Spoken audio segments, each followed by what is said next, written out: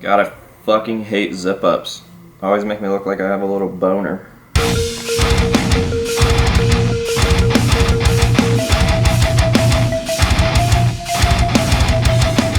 What is going on, ladies and gentlemen? AJ Good here at the House of Masks, where we unbox and review cool stuff almost every single day, not including today, because in today's video we are going to be finishing one of my masks. So a viewer by the name of Dalton Magnum was lucky enough to be able to own this piece, and I offered to paint it up and finish it however he would like. He seems to have good taste because he requested this style of finish, my main mask. My all-time favorite is that gray one, so I think he made a good choice, and we are going to try to replicate it as much as possible. And yeah, this is just going to be a fun, relaxing time-lapse video showing us taking this blank mask and completing it from fart to finish. So just a real quick word, these blanks were done up by Connor DeLess. He sculpted and casted these. Dude is absolutely insanely talented. Hands down one of the best artists on the market, and it's crazy because I can remember him absolutely killing it when he's a teenager, and he has come leaps and bounds from then. So it's safe to say that he's one of the best, most talented, most skilled artists out there. So I did just want to give him a real quick shout out, give him credit for creating my mask. He took the concept that I gave him and absolutely killed it, and now we have one of the world's coolest masks, hands down. So yeah, with that being said, let's go ahead and jump on into this time lapse and watch this thing come alive.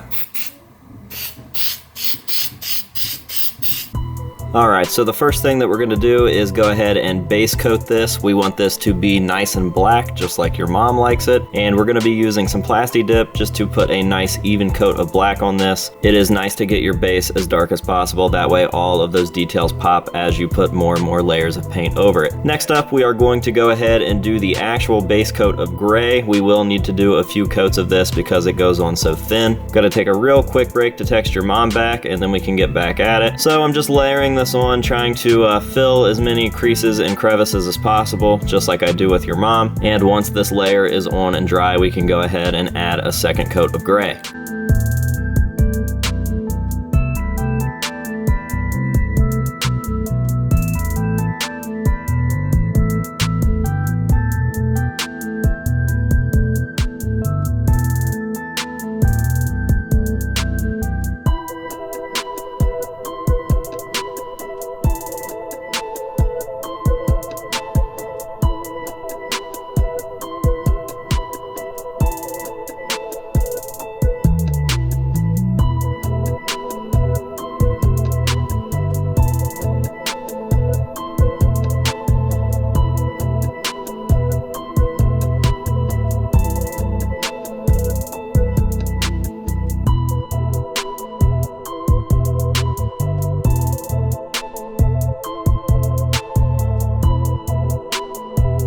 Alright, so here you can see a nice close-up shot of the first base coat of gray that is on the mask. It is still currently drying, but you can already see just how patchy that looks. And while it's not the worst looking thing ever, another coat of this really just does wonders. So we're going to go ahead and add that second coat now. And once that's done, we can get on to the detailing.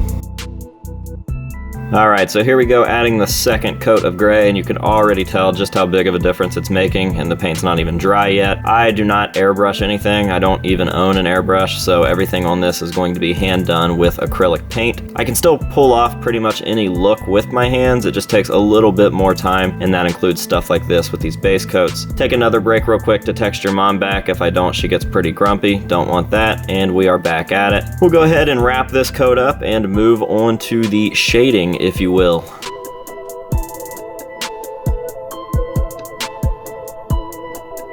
So the second coat of gray is dry, so I'm going to go ahead and give this a nice clear misting, much like I do with your mom, except this time I'm using Plasti Dip. This will just kind of lock in that paint that's already on the mask so that we don't get any sort of cracks or rub-offs or anything like that as we are going around and detailing the mask. This will just lock everything in there and keep the mask nice and safe for us.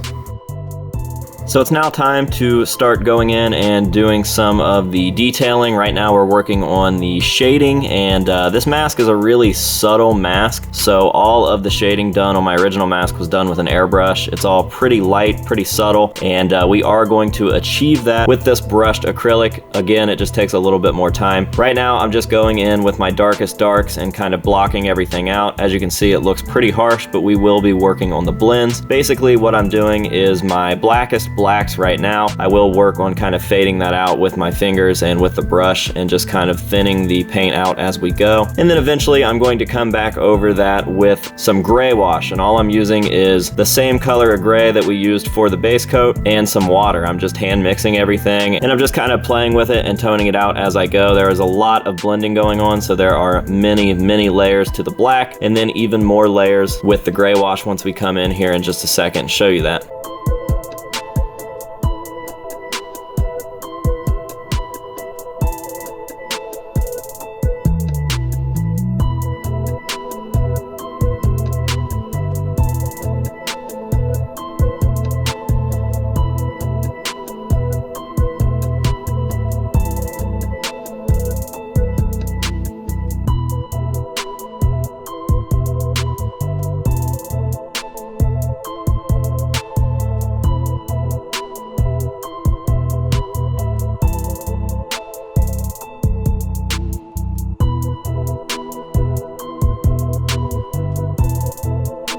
So as you can see, all of the black is done. Still looks pretty harsh, but I'm going to take care of that right now by going back over this with my hand mixed gray wash. Like I said, this is the same color of gray in acrylic that we used for the base coat, and I'm just using some water in a bowl off to the side there to kind of mix it as I go. Some of it comes out a little grayer than others, but as we go, I just kind of blend that out with my finger, or I can add more water with the brush. And as you'll see, I am tapping and just removing some of that moisture with a napkin. Your mom has to do the same thing from time to time when I'm around. And after this, we will get on into some weathering.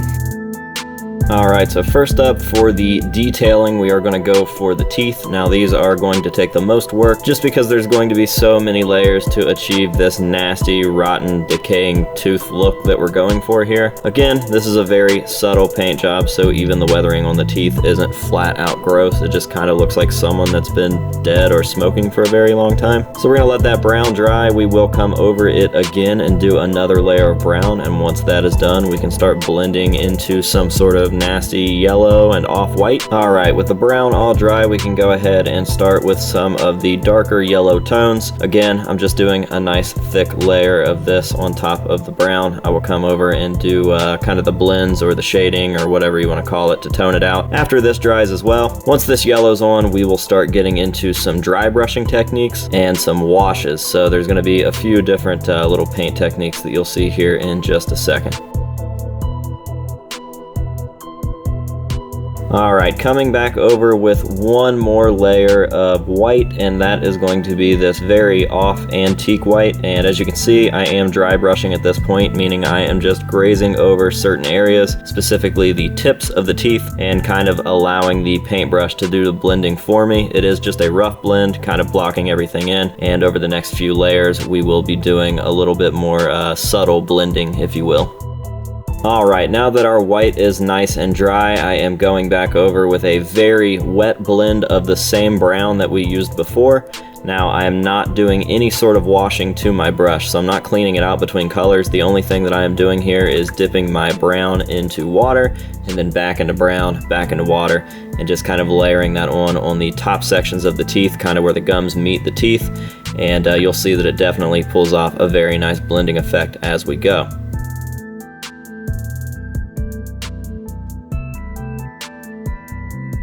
Alright, I am going back in with another wash. This time I am doing black. I am trying to get it as thin as possible and kind of running it between the lines of the teeth.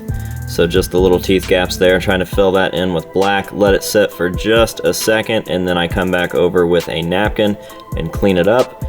And then I think we're pretty much done with the teeth.